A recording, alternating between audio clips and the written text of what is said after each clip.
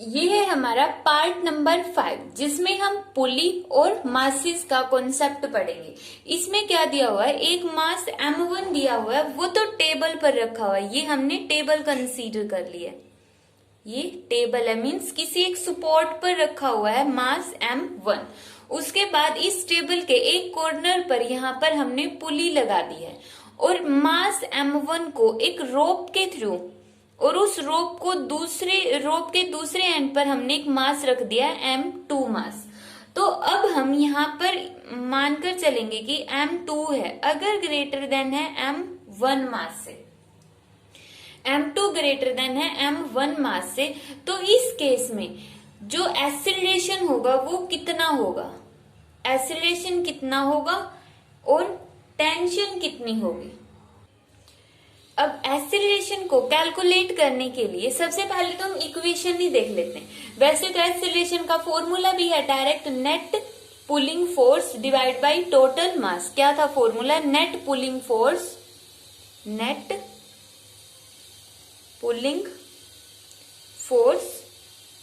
Divide by total mass. अब ये formula apply कर सकते हैं यहाँ पर, या फिर हम इसकी डायरेक्ट इक्वेशन सॉल्व करते, दोनों वे से देखेंगे हम। तो यहाँ पर जो ये मास रखा हुआ है, इस मास का जो वेट है वो डाउनवर्ड डायरेक्शन में लगेगा M1G, और टेबल इसके ऊपर रिएक्शन लगाएगी, वो होगी इससे अपोजिट डायरेक्शन में ऊपर की तरफ। यहाँ पर R किसके इक्वल होगा, M1G के इक्वल। मींस जो इसका वेट है और टेबल ने जो इसके ऊपर नॉर्मल रिएक्शन लगाई है वो दोनों इक्वल है, तो इन दोनों ने तो एक दूसरे को कर दिया बैलेंस। अब ये जो मास M2 है, इसका वेट कहां पर होगा, डाउनवर्ड में M2G, और जिस रोप के साथ इसको हमने सस्पेंड किया हुआ है उसके अंदर टेंशन होगी अपवर्ड डायरेक्शन में, और यही टेंशन होगी इस रोप में यहाँ पर। अब ये जो टेंशन है यहाँ पर, अगर हम मान लेते हैं कि ब्लॉक के बीच में और टेबल के बीच में कोई फ्रिक्शन नहीं है, तो उस केस में क्या होगा, ये ब्लॉक टेंशन की वजह से आगे मूव करना स्टार्ट कर देगा। अब टेंशन की वजह से जब ये ब्लॉक आगे की तरफ मूव करेगा तो इसमें एक एक्सीलरेशन प्रोड्यूस होगा। वो एक्सीलरेशन किसकी वजह से आया, सिर्फ टेंशन की वजह से। तो यहाँ पर एक इक्वेशन बन गई मास M1 की वजह से। M1 की वजह से क्या बनता है, टेंशन इस तरफ और एक्सीलरेशन भी आ गया इस तरफ। वेट को और नॉर्मल रिएक्शन को हम नेग्लेक्ट कर देंगे क्योंकि वो एक दूसरे को कैंसिल कर देती है। तो यहाँ पर ये क्या बनता है, T टेंशन की वजह से इस बॉडी में एक्सीलरेशन आता है, तो किसके इक्वल होगा, M1A। इसको हम मानेंगे इक्वेशन फर्स्ट। फिर हमने लिया सेकंड मास M2 मास, ये हो गया M2 मास का वेट, और ये अपवर्ड डायरेक्शन में होगा इसकी टेंशन, और एक्सीलरेशन होगा नीचे की तरफ क्योंकि ये बॉडी, इसका मास ज्यादा है तो ये डाउनवर्ड में मूव करेगी, तो एक्सीलरेशन कहां पर होगा, इसका डाउनवर्ड डायरेक्शन में होगा। तो अब इसकी इक्वेशन बनाओ, देखो जो M2G है उसकी वैल्यू ज्यादा है, क्यों, क्योंकि एक्सीलरेशन इसी तरफ हो रहा है, तो इसका मीनिंग क्या होगा, ये वाला फैक्टर ज्यादा। कितना ज्यादा है, M2G में से जब हम T सब्ट्रैक्ट कर देंगे तो इसके अंदर इतना एक्सीलरेशन आ जाएगा, इतने से ये फैक्टर क्या है, ज्यादा है। अब हमें यहाँ पे क्या करना है, इक्वेशन 1 और 2 को ऐड कर देंगे, एडिंग 1 एंड 2, क्योंकि हमें निकालना है एक्सीलरेशन और टेंशन। 1 और 2 को जब हम ऐड करेंगे तो यहाँ पे तो T प्लस का है और यहाँ पे T माइनस का है, तो लेफ्ट साइड में तो T से T कैंसिल, क्या बच गया, M2G। राइट साइड में क्या आ जाएगा, M1 प्लस M2A। यहां से A की वैल्यू कितनी आ गई, A is equal to M1 plus M2 को इसके डिवाइड में ले जाओ तो कितना हो गया, M2 divide by M1 plus M2 और G एज इट इज। तो ये आ गया एक्सीलरेशन का formula, acceleration is equal to M2G divide by m1 plus m2। ये फॉर्मूला जो एक्सेलरेशन का हमने निकाला है इक्वेशन के थ्रू निकाल दिया। और अगर जैसे हमने अपनी प्रीवियस वीडियोस के अंदर डायरेक्ट फॉर्मूला यूज किया एक्सेलरेशन का, वो डायरेक्ट फॉर्मूला क्या था, net pulling force. Net pulling force means जो इसको डाउनवर्ड डायरेक्शन में पुल कर रहा है, डाउनवर्ड में सिर्फ यही मास पुल हो रहा है और इसके ऊपर कितना फोर्स लग रहा है, m2g। इस पर तो डाउनवर्ड डायरेक्शन में जो फोर्स लगा उसको r ने कैंसिल कर दिया, तो इस मास का तो कोई डाउनवर्ड में पुलिंग फोर्स है ही नहीं, सिर्फ पुलिंग फोर्स किसका है, मास m2 का, और कितना है m2g। और डिवाइड में टोटल मास कितना होगा, दोनों ब्लॉक का मास हो गया m1 प्लस m2। तो ये सेम फॉर्मूला आ गया। तो हम डायरेक्ट फॉर्मूला यूज करेंगे, और अगर किसी को डायरेक्ट नहीं यूज करना है तो इस तरह से इक्वेशन लगा के एक्सेलरेशन निकाल सकते हैं। अब एक्सेलरेशन तो हमने निकाल लिया, फिर क्या रहती है, टेंशन। टेंशन कैलकुलेट करने के लिए हम ये वाला ब्लॉक उठा लेंगे। जैसे ये हमने ब्लॉक लिया, इसकी इक्वेशन में हमने m1 को एज इट इज और एक्सेलरेशन की वैल्यू पुट कर दी, m2g divide by m1 plus m2। तो ये आ गया टेंशन की value, tension in the string, string के अंदर टेंशन आ गई है। तो इस तरह से जब एक ब्लॉक तो कहां पर रखा होगा, टेबल पर रखा होगा, और दूसरा ब्लॉक नीचे की तरफ सस्पेंड हो, तो उसके अंदर हम एक्सेलरेशन और टेंशन निकाल सकते हैं। अब इसके ऊपर बेस्ड हम कुछ न्यूमेरिकल्स देखते हैं। इस पे बेस्ड फर्स्ट क्वेश्चन है, एक ब्लॉक दिया है मास 2 किलोग्राम का, टेबल पर रखा हुआ है, फिर पुली और रोप की हेल्प से हमने इसके साथ एक दूसरा मास अटैच कर दिया, वो कितना है, 5 केजी का है। तो इसके अंदर हमें एक्सेलरेशन निकालना है और टेंशन निकालनी है। सबसे पहले हम एक्सेलरेशन निकालेंगे। एक्सेलरेशन का formula net pulling force. Downward में फोर्स कौन सा लग रहा है, सिर्फ इसका फोर्स कितना डाउनवर्ड में, 5g। g क्या है, एक्सेलरेशन ड्यू टू ग्रेविटी। तो यहाँ पे आ गया 5g की वैल्यू कितनी आएगी, 10 डिवाइड बाई टोटल मास कितना, 5 + 2 7। तो यहाँ पे एक्सेलरेशन की वैल्यू आ गई 50 डिवाइड बाई 7 मीटर पर सेकेंड स्क्वायर। तो ये तो आ गई एक्सेलरेशन की वैल्यू।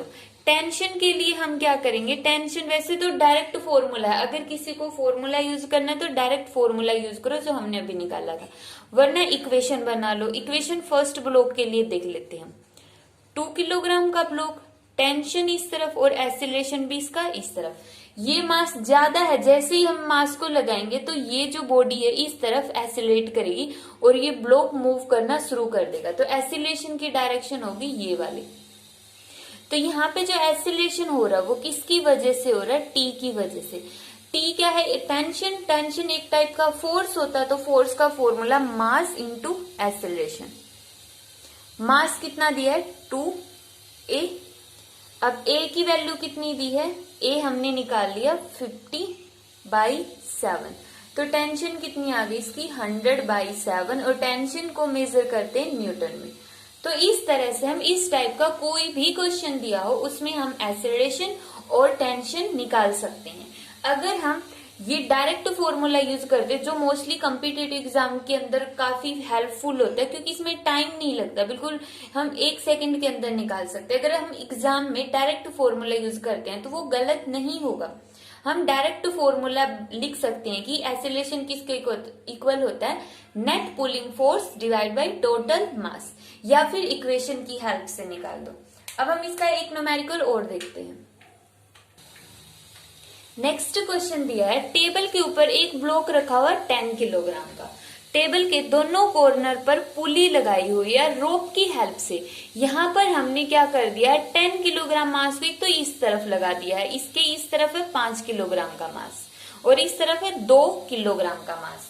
तो अब देखो, सबसे पहले हम 5 केजी का देख लेते हैं। वेट कितना होगा डाउनवर्ड में, 5g, और वेट नीचे की तरफ एक्ट करता है, टेंशन होगी इसकी ऊपर की तरफ।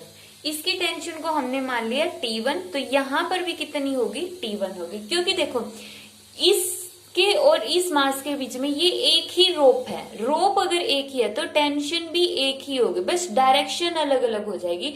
डायरेक्शन अलग क्यों होगी? क्योंकि दोनों का जो पॉइंट ऑफ कांटेक्ट है यहाँ पे बंधी हुई है और ये यहाँ पे बंधी हुई, वो अलग अलग है, इसलिए टेंशन की डायरेक्शन अलग अलग होगी।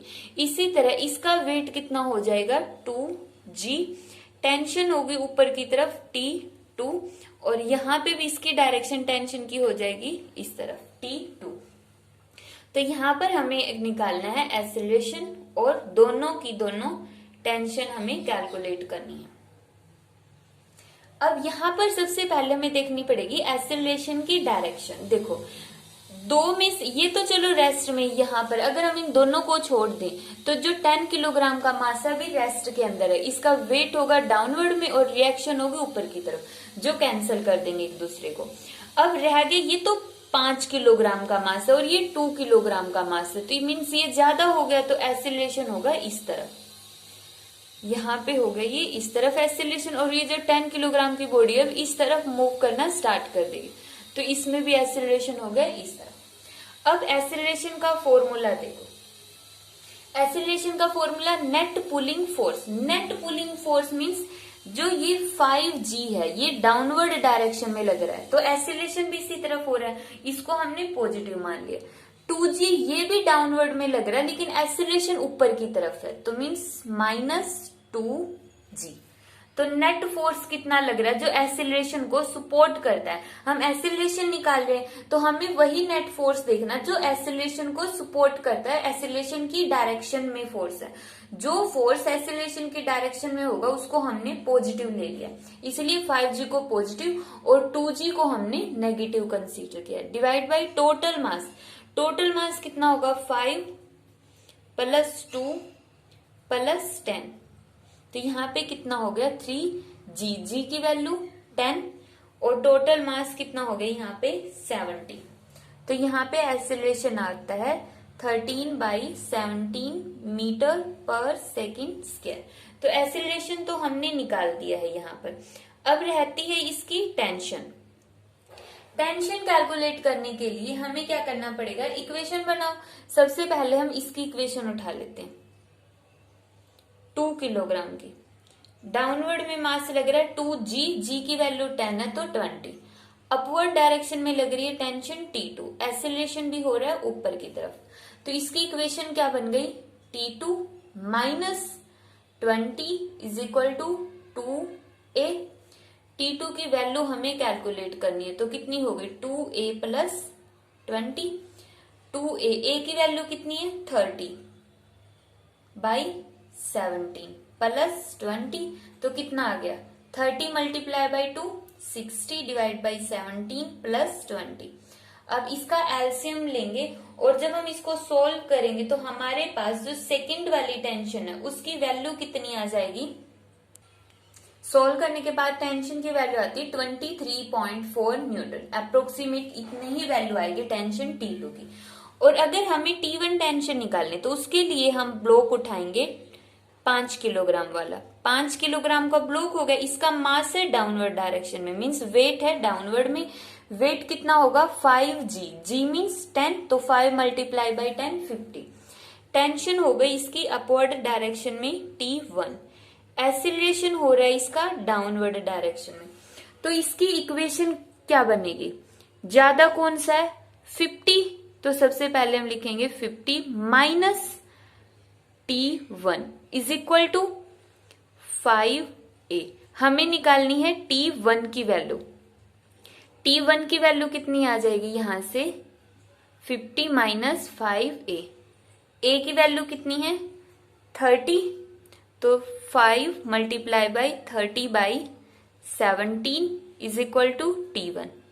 इसको सोल्व करेंगे तो आएगा 150 / 17 = T1। जब हम यहां से T1 की वैल्यू सोल्व करेंगे तो कितनी आएगी, अप्रोक्सीमेट 41.5 न्यूटन।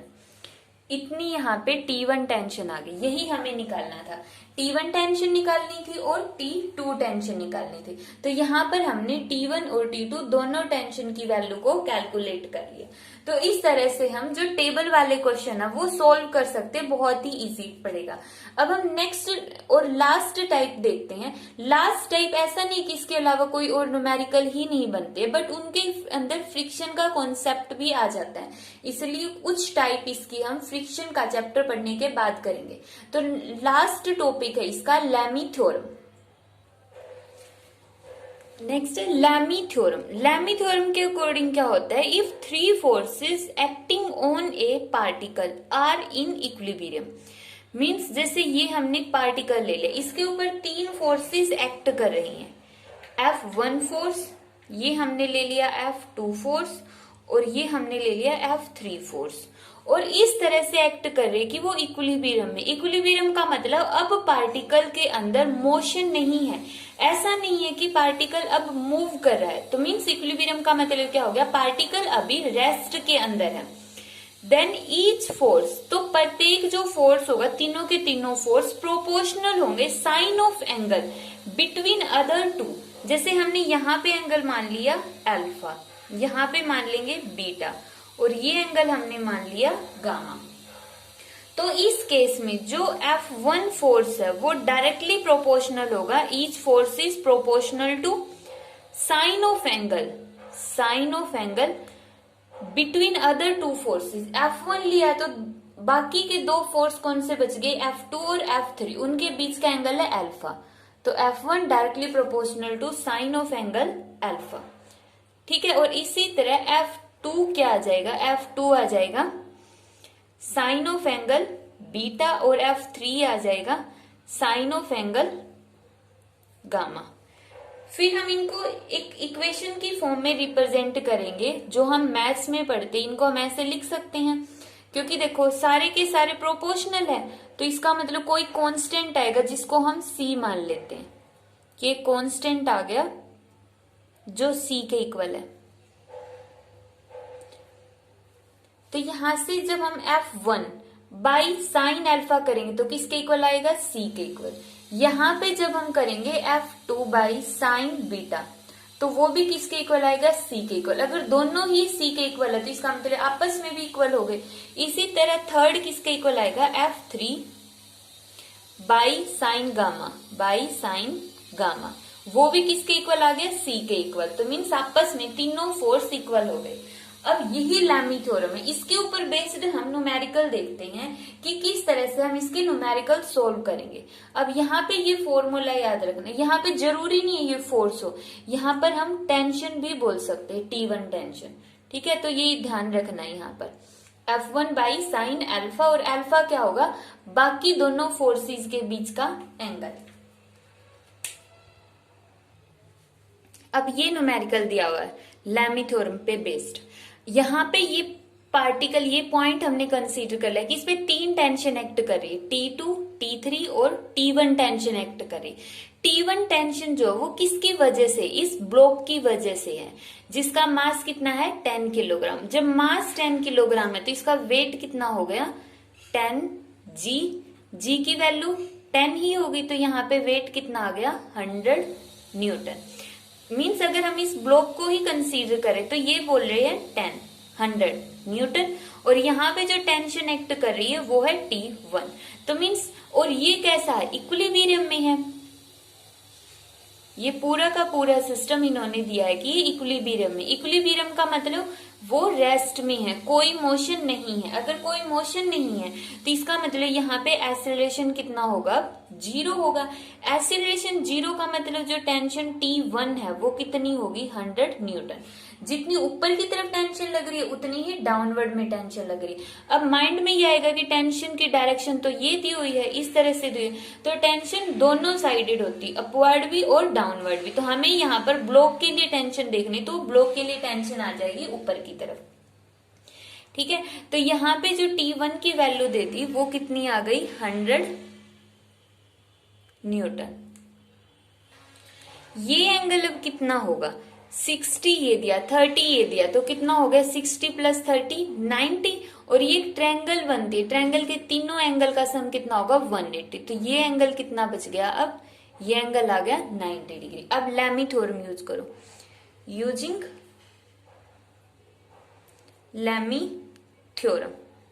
जब हम लैमी थ्योरम यूज करेंगे तो यहाँ पे क्या आएगा, T1 divide by T1। T1 के अपोजिट एंगल कितना, दोनों टेंशन के बीच में 90, तो कितना आएगा sine 90 is equal to T2। T2 tension ये वाली है, T2 टेंशन के मीन्स यहाँ पे एंगल कितना आएगा, साइन ऑफ हमें नहीं पता तो इसको अभी के लिए छोड़ दो। और इसी तरह T3 ये एंगल है तो T3 के लिए हमें ये वाला एंगल चाहिए, साइन ऑफ दिस एंगल। अब निकालते हैं, चलो ये है T2 टेंशन और ये है T3 और यहाँ पे ये है T1। ये एंगल हमें पता है कितना है 90 डिग्री का, ये एंगल हमने निकाल लिया 90 डिग्री का। अब देखो अगर हम इस T1 के बिल्कुल बीच से एक लाइन कर देते हैं, यहाँ पे इस तरह से हमने एक लाइन ड्रॉ कर दिया बीच से, ये एंगल कितना दिया इन्होंने, अगर हम इनको ज्वाइन कर देते, जो ऊपर ये स्पॉट दिया है इसकी तरह ये हमने ज्वाइन कर दिया, ये एंगल इन्होंने दिया है 60 डिग्री का। अब हमें पता है ये 60 डिग्री है और इसको हमने ज्वाइन किया हुआ परपेंडिकुलरली, तो ये एंगल हो गया 90 डिग्री का। तो ये कितना बच गया 30 डिग्री का। यहाँ पे ये दिया है 30 डिग्री, ये एंगल कितना दिया है 30 डिग्री, ये एंगल इन्होंने दिया है 30 डिग्री, तो ये 90 का, तो ये कितने का बच गया 60 डिग्री का। अब देखो अगर ये एंगल 60 डिग्री का, ये एक स्ट्रेट लाइन है, अगर ये एक स्ट्रेट लाइन है ये 60 का, तो ये कितना बच गया 120 डिग्री का एंगल बच गया। तो T1 और T3 मीन्स T2 के जो सामने का एंगल है वो कितना है 120, T2 के सामने का एंगल 120। इसी तरह T3 के सामने का एंगल है ये वाला, कितना होगा, ये कंप्लीट है 30 डिग्री, तो ये कितना बच गया 150। तो यहाँ पे हम लिख देंगे 150। इसको सोल्व करो, T1 बाई साइन 90 कितना होगा 1। इसको ध्यान से सोल्व करना है दोनों एंगल्स को। यहाँ पर ये 90 के बीच से लाइन नहीं गई है, यहाँ पर सिर्फ हमने जो ये वाली T1 टेंशन इसको आगे बढ़ाया, जो 90 डिग्री के एंगल को डिवाइड करती है 30 डिग्री और 60 डिग्री के बीच में। क्योंकि अगर हम इसको मान लेते कि ये जो T1 टेंशन इसको इक्वली डिवाइड करती 45 और 45, फिर गलत हो जाता है। क्यों, क्योंकि ये तो था 60 डिग्री और ये 90 डिग्री, तो यहाँ पे अगर हम 45 लिखते तो एक ट्रायंगल के तीनों एंगल का सम होना चाहिए था 180 डिग्री, बट हो गया कितना 195। इसीलिए ये इक्वली डिवाइड नहीं करती, एक को 30 डिग्री में डिवाइड करेगी, एक को 60 डिग्री में डिवाइड करेगी। तो अब यहाँ पे T2 साइन 120 की वैल्यू हमें नहीं पता, तो इसको सोल्व कर लो, कितना आएगा 90 प्लस 30 डिग्री कर सकते हैं हम। 90 प्लस 30 भी कितना होता है 120 होता है। इसी तरह T3 साइन ऑफ 150 को हम क्या लिख सकते हैं 180 माइनस 30 डिग्री, ये भी कितना हो गया साइन 150 डिग्री। इसको हम 150 को हम कैसे भी लिख सकते हैं, साइन 90 प्लस 60 भी लिख सकते हैं, 90 प्लस 60 डिग्री, तो भी गलत नहीं होगा। तुम्हारी मर्जी, जैसे करना चाहो कर सकते हो। तो यहाँ पे आ गया T1 is equal to T2 sign 90 दिया हुआ, जब 90 होगा तो ये किस में चेंज हो जाता है कोस में। 90 प्लस 30 किस में आ गया सेकंड क्वाड्रेंट में, सेकंड क्वाड्रेंट में कोस 30। और यहाँ पे आ गया T3 साइन 180 डिग्री, अब 180 इवन है तो यहाँ पे कितना आ जाएगा साइन एज इट इज।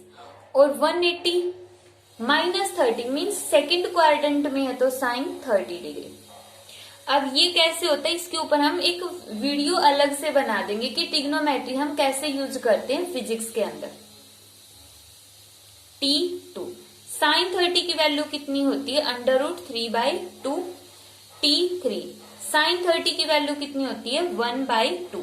अब देखो हम दो को सोल्व करेंगे। सबसे पहले इन दो को उठा लेते हैं हम सोल्व करने के लिए। T1 की वैल्यू कितनी है 100 न्यूटन, तो T1 की हमने ले ली 100 न्यूटन। T2 √3/2, √3/2 को इस साइड ले जाओ, √3/2 is equal to T2 tension. तो T2 की वैल्यू कितनी आ गई यहाँ पे 50 √3। तो ये आ गई T2 टेंशन जो सेकंड टेंशन है। इसी तरह जब हम T3 निकालेंगे, T3 के लिए हम ये वाला पोर्शन कंसीडर कर लेते T3 और T1 वाला, क्योंकि हमें T1 की वैल्यू पता। अभी तो वैसे हमें T2 की भी वैल्यू पता, तो इन दोनों को भी ले सकते हैं। हमने लिया T1 100 और T3। अब T3 के नीचे का 1/2 इस साइड जाके हो गया मल्टीप्लाई में, तो कितना आ गया 50 न्यूटन, 50 न्यूटन। तो इस तरह से हमने T3 की वैल्यू कैलकुलेट कर दी। अब हम इसका एक और न्यूमेरिकल देखते हैं। नेक्स्ट क्वेश्चन की स्टेटमेंट है, ये जो दी हुई कि an object is resting at the bottom of 2 strings which are inclined at 120 degree with each other. 2 string है, दोनों स्ट्रिंग कितने एंगल पर इंक्लाइंड है 120, और इनके जो बॉटम है जहां पर ये दोनों स्ट्रिंग ज्वाइंट है वहां पर एक ऑब्जेक्ट रेस्ट के अंदर है, एक ऑब्जेक्ट लगा हुआ है, मींस यहां पर एक कोई भी बॉडी लगी हुई है जिसका मास है m।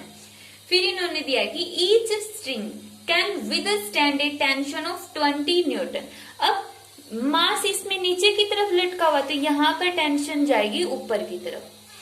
टेंशन की वैल्यू इन्होंने दी है कि जो हर एक टेंशन है, ईच टेंशन है, वो कितनी हो सकती है 20 न्यूटन की हो सकती, इससे ज्यादा नहीं होगी। Maximum weight of object that can suspend without breaking the string. तो यहाँ पर हमें इसका ये वेट निकालना है। मास है m, तो वेट कितना हो गया mg।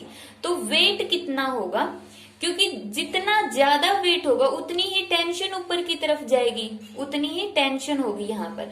तो हमें वो वेट देखना है कि जिसके लिए टेंशन 20 न्यूटन से कम रहे, क्योंकि अगर टेंशन 20 न्यूटन से ज्यादा हो गई तो इसका मतलब क्या होगा, ये स्ट्रिंग टूट जाएगी। जो स्ट्रिंग है वो सिर्फ 20 न्यूटन की टेंशन को टॉलरेट कर सकती है। स्टेटमेंट को एक बार अच्छे से समझ लेना दोबारा से। अब हम इसको सॉल्व करते हैं। यहां पर हमने ये स्ट्रिंग लगा दिया। इस फिगर को हम थोड़ा सा और इजी वे में ड्रॉ कर लेते हैं। यहां पे ड्रॉ कर लेते हैं थोड़ा सा और इजी वे में। ये एंगल है 120 डिग्री। यहां पे इसको टेंशन मान लो T1, ये टेंशन मान लो T2, चाहे दोनों सेम भी क्यों ना हो, अभी के लिए हम मान लेते। थर्ड, यहाँ पे ये हमने वेट कंसीडर कर लिया। जो वेट होगा वो क्या है, मास एक टाइप का, मींस फोर्स है एक टाइप का, वेट भी एक टाइप का फोर्स और टेंशन भी एक टाइप की फोर्स है। तो यहाँ पे हम सपोज कर लेते ये हो गई टेंशन T3। तो यहाँ पे हमें निकालना है T3 टेंशन। इसको थोड़ा सा इजी वे में समझ लेते, क्योंकि फिर हमें इसके ऊपर लैमी थ्योरम लगाना इजी पड़ जाएगा, क्योंकि लैमी थ्योरम में तीनों टेंशन होती है, तीनों फोर्स होते हैं। तो इसलिए हमने वेट को टेंशन से रिप्लेस कर दिया। क्यों रिप्लेस किया है, क्योंकि वेट भी क्या है एक फोर्स है और टेंशन भी क्या है एक फोर्स ही तो है। तो यहां पर हमने T3 लगा लिया। अब देखो लैमी थ्योरम के अकॉर्डिंग होगा T1 divide by sine of T1, ये वाली टेंशन, और डिवाइड में इन दोनों के बीच का एंगल कितना होगा। अगर हम इसको सोल्व करें तो इसको हम डिवाइड कर लेते, ये इस तरह से है 120 डिग्री है। अगर हम इसको बीच में से डिवाइड करेंगे तो ये कितने का बच गया 60 डिग्री का। ठीक है, अब यहाँ पे देखो इन्होंने कोई एंगल नहीं दिया, कोई एंगल नहीं दिया, तो इसका मतलब जब हम डिवाइड करेंगे तो इक्वली डिवाइड होगा 60 और 60 के बीच में। ये 60 का हो गया तो ये कितने का बच गया 120 का। ये भी 60 का है तो ये कितने का बच गया 120 डिग्री का। तो T1 और ये एंगल कितना है 120 और ये भी कितना होगा 120 डिग्री। तो एक कंप्लीट एंगल कितने का बनता है 360 का बन गया ना। तो T1 के डिवाइड में यहाँ पे लिखेंगे 120, T2 के डिवाइड में भी कितना है साइन 120 और T3 के डिवाइड में भी कितना होगा साइन 120। अब हम इसको सोल्व करते हैं। T1 की वैल्यू कितनी दी हुई इन्होंने 20 न्यूटन।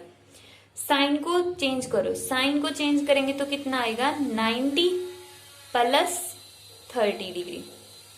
T2 टेंशन भी कितनी है 20, और इसको भी चेंज कर दो, साइन 120 को 90 प्लस 30। T3 तो हमें निकालना है। T3 क्या है, एक टाइप का वेट है, तो यहां पर हम T3 लिख सकते हैं या वेट लिख दो, कोई फर्क नहीं पड़ेगा, दोनों एक ही है। तो एंगल कितना आएगा, वही 90 प्लस 30। देखो यहाँ पे तो डिवाइड करने की जरूरत भी नहीं है, हमें वेट निकालना। वेट निकालने के लिए किन्हीं दो को कंपेयर कर दो, किन्हीं कोई भी दो वैल्यू को कंपेयर करो, इन दोनों को आपस में करो या इन दोनों को कंपेयर करो।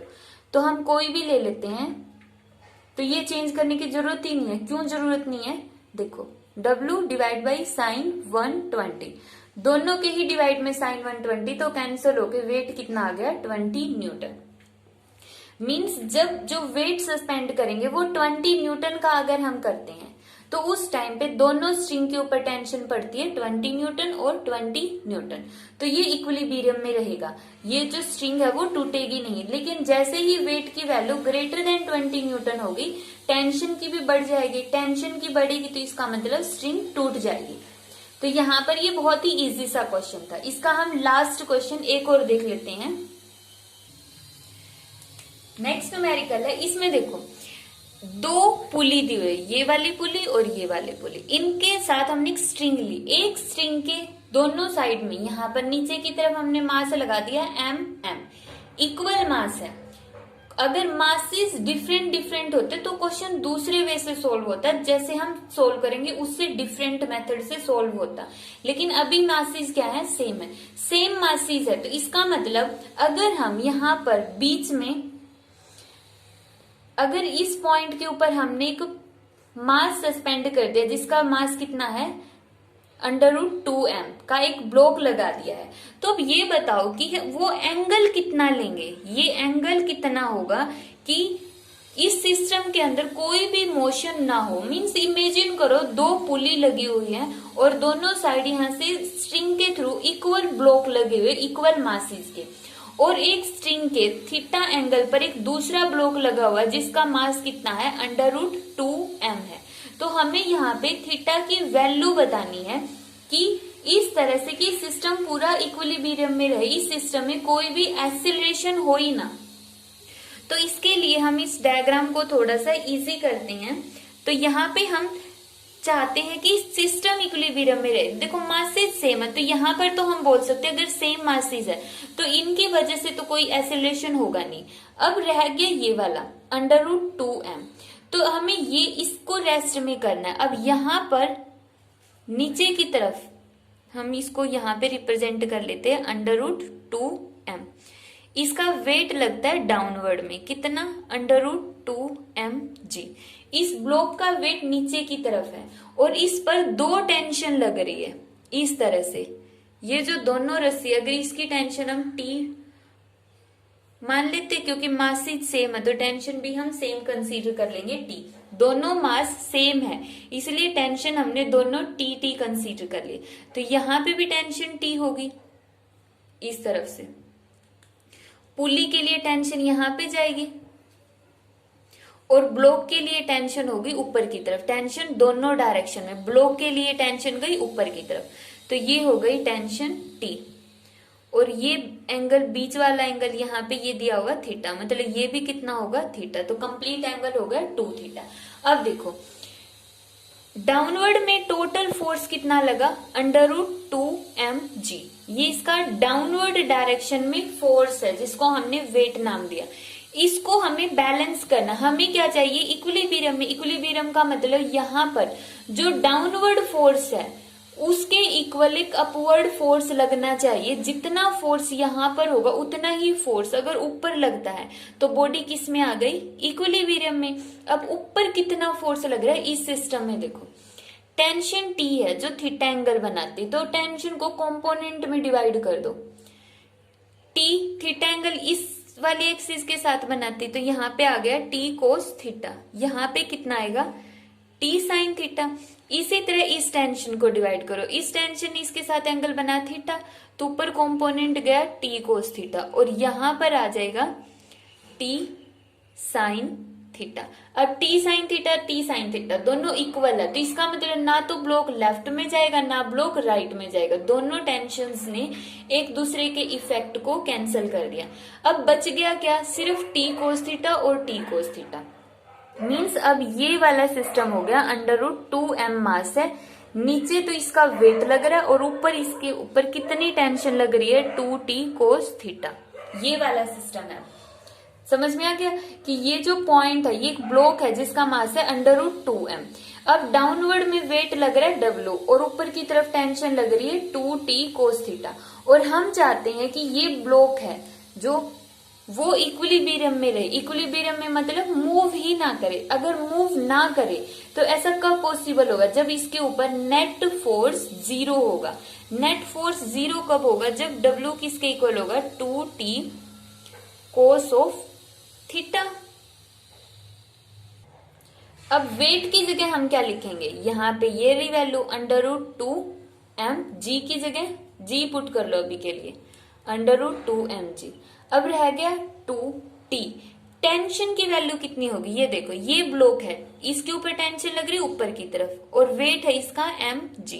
इसमें एक्सीलरेशन कितना है, 0। कोई एक्सीलरेशन ही नहीं है, दोनों मासेज सेम है, तो इसका मतलब यहाँ पे कोई एक्सीलरेशन नहीं होगा। कोई एक्सीलरेशन नहीं है तो इसका मतलब t किसके इक्वल आ गया, mg के इक्वल। यहाँ पे देख लो इसका वेट डाउनवर्ड में है mg, टेंशन ऊपर की तरफ है, इसमें एक्सीलरेशन है 0, मतलब बॉडी मूव ही नहीं कर रही, तो t किसके इक्वल आ गया यहाँ से, mg। तो यहाँ पे हम t की जगह पुट करेंगे mg cos of theta. mg से mg कैंसिल, √2 को यहाँ पे ले आओ, कितना बच गया, कोस थीटा। तो इसको सोल्व करेंगे तो क्या आएगा, 1/√2 कोस ऑफ थीटा। तो यहां से थीटा की वैल्यू कितनी आ गई, theta is equal to 60 degree. यही हमें कैलकुलेट करना था कि जब एंगल ये वाला एंगल 60 डिग्री का होगा, मतलब कंप्लीट 120 का होगा और हाफ एंगल 60 डिग्री का होगा, तो उस टाइम पे ये जो सिस्टम है वो कैसा होगा, इक्विलिब्रियम पे होगा। तो ये थी लैमिस थ्योरम और जो एटवुड मशीन मींस पुल्ली और मास के सारे कॉन्सेप्ट। अब एक टाइप और इसकी रहती इस टाइप से, जब हम ब्लॉक को इस तरह से एक वेज शेप के ऊपर रख देंगे, यहां पर ब्लॉक रखा होगा तो उसके अंदर मोशन, उसको पढ़ने से पहले हम फ्रिक्शन पढ़ेंगे। जब हम फ्रिक्शन का चैप्टर कंप्लीट कर लेंगे तो इस टाइप के मासेस को हम सोल्व अच्छे से कर पाएंगे।